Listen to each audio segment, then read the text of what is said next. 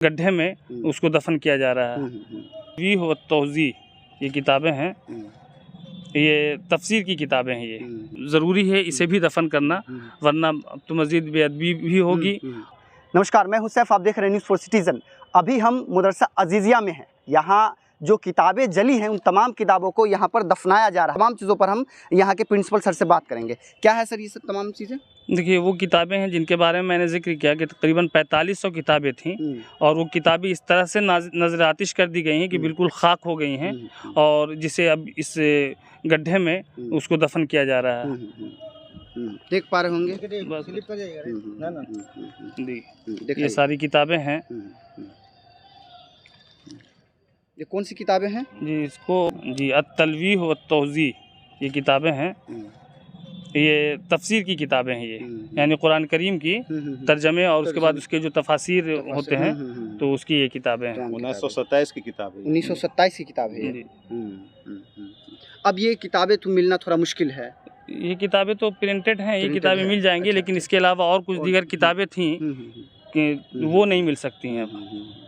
अच्छा आराम से, अच्छा छोड़ दीजिए इसको। अच्छा से हिफाजत से रख दीजिए। हिफाजत। ये जवाबी कॉपियाँ 2022 में दर्ज फ़ुक़ानिया की कॉपी जांची गई थी, एवोल्यूशन सेंटर था, तो वो सारी चूँकि ये भी जल करके ये हो गई हैं, तो इसको भी इसमें हम लोग दफन कर दे रहे हैं। चूँकि ये जवाबी कॉपियाँ भी वो हैं कि जिसमें दिनियात, हदीस, फ़िक़ा के सवाल और जवाबात इसमें लिखे हुए हैं, तो ज़रूरी है इसे भी दफन करना, वरना अब तो मज़ीद बेअदबी भी होगी, और अब तो मदरसे को इस काबिल भी बनाना है ताकि तलबा इससे इस्तेफ़ादा कर सकें। क्योंकि इम्तहान फार्म भी बच्चों का भरा जाना है, और मई के महीने में फिर मई के महीने में एग्ज़ाम भी होना है। तो बहरहाल सब लोगों के ताउन से मजलिस मुंतज़िमा, प्रशासन, सबके मुत्तफ़िक़ा फ़ैसले से तय पाया कि अब इनको दफन किया जाना चाहिए। ये जो किताबें, इसमें कुरान शरीफ वगैरह भी होंगे? जी, उसकी भी नुस्ख़त है, तमाम चीज़ें। जी। और तब सबको इसी में आप दफना रहे हैं, जो कहीं ना कहीं बहुत ही ज़्यादा महत्व रखते हैं इस्लाम धर्म के आधार पर। जी बिल्कुल। चलिए, मदरसा अजीज़िया है ये। आप देख पा रहे होंगे कि किस तरह से पूरी इमारत को किस तरह से नुकसान पहुंचाया गया है। पूरा दीवार आप देख पा रहे हैं बिल्कुल काला हो चुका है, स्याह हो चुका है।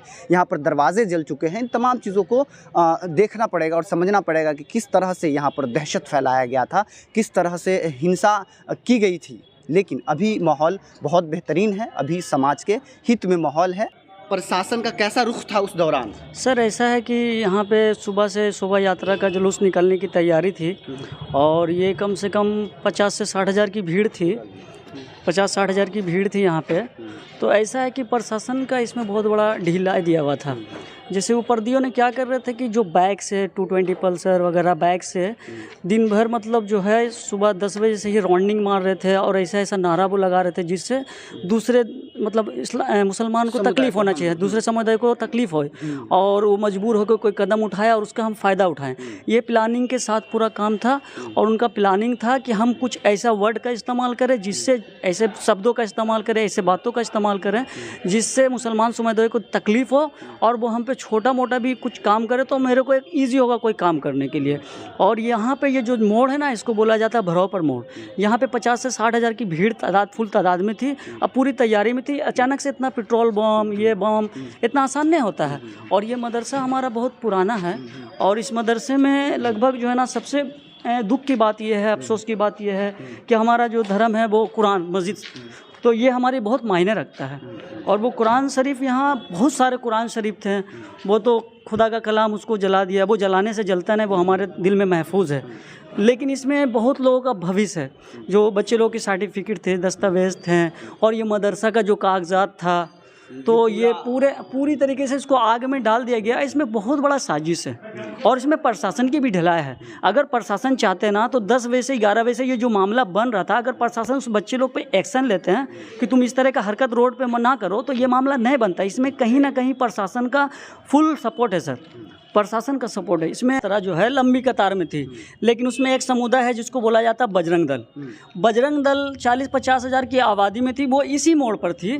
और बाकी जो शहर के छोटे छोटे थे ना, वो लोग जो है ना आगे तक गए थे। यहाँ से ये सीधा रोड जो जाता है वो एक कांटा पर गगनदेमान बोला जाता है।